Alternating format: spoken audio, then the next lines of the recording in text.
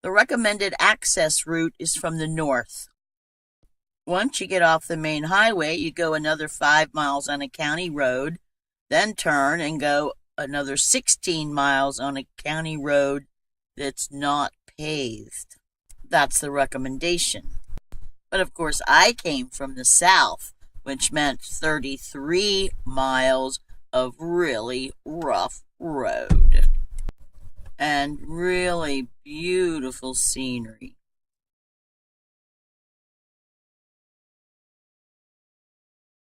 Chaco Canyon has been on my list for a couple years, and I was very excited to be able to spend a few days in the campground.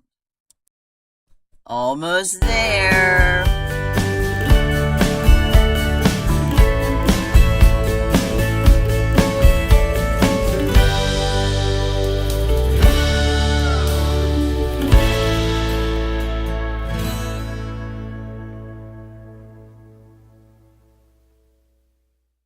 Yes, the campground was full every night. So if you decide to go there, get reservations. Fortunately, I did. After arriving and turning around, I was amazed at the mess.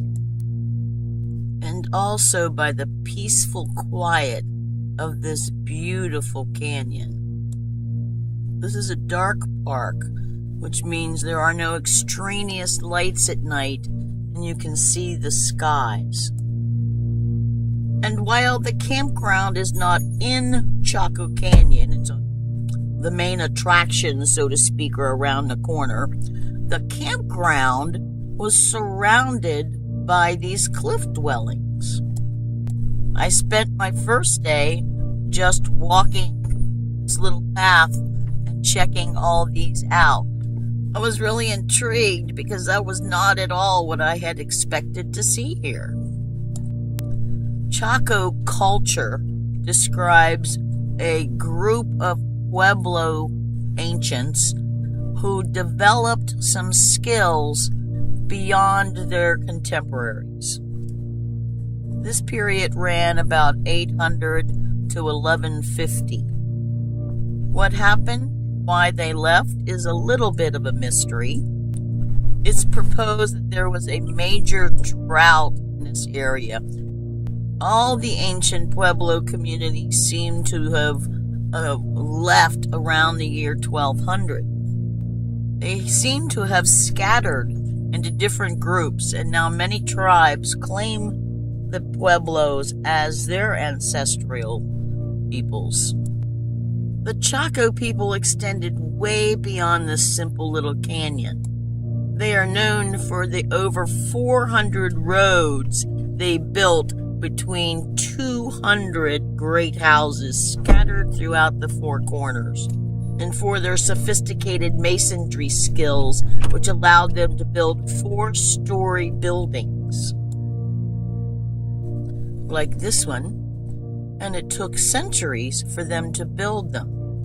And if you look closely, you can tell the difference between the early building and the later, which is much more refined.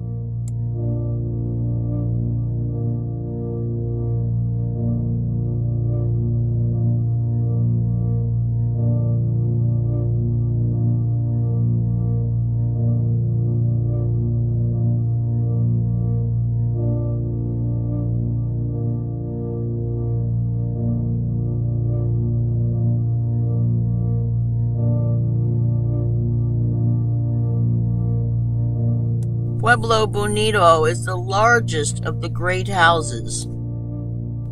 And when you see pictures of it on the internet or whatever, this is what you often see.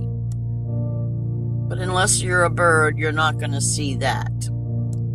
Built over a 200 or 300 year period, it ended up being 4 stories tall with 600 rooms and 40 kivas. At its height, this had become the ceremonial, administrative, and economic center of the ancient Pueblo world.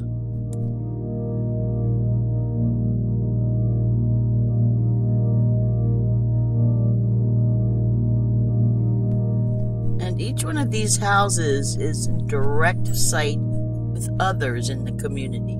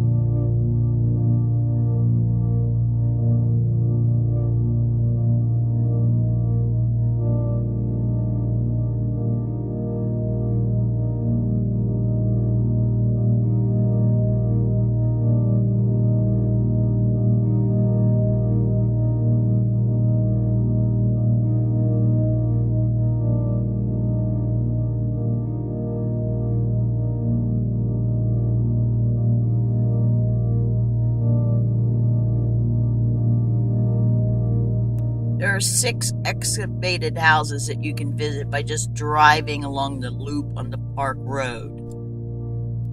And you can hike to others.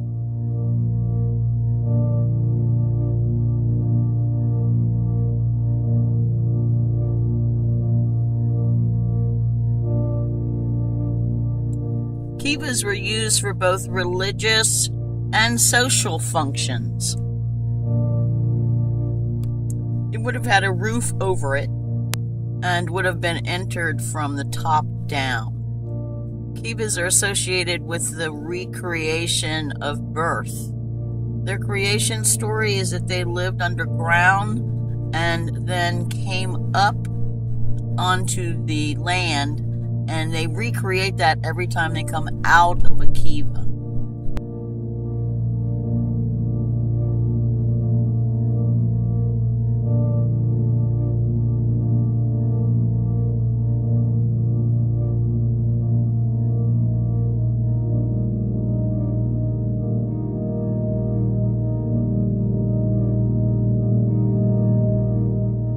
As I said, they built 400 roads connecting them to many, many communities. And they were straight roads. They just went right over the mesas.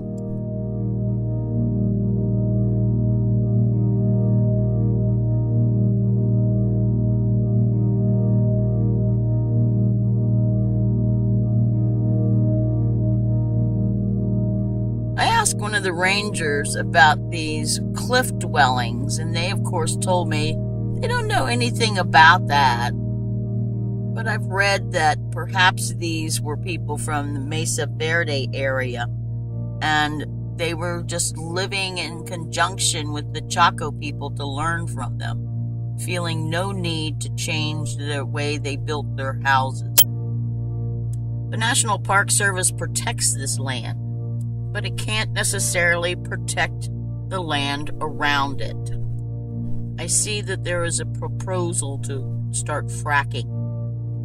Like all of our national treasures, you better see it while it's still here.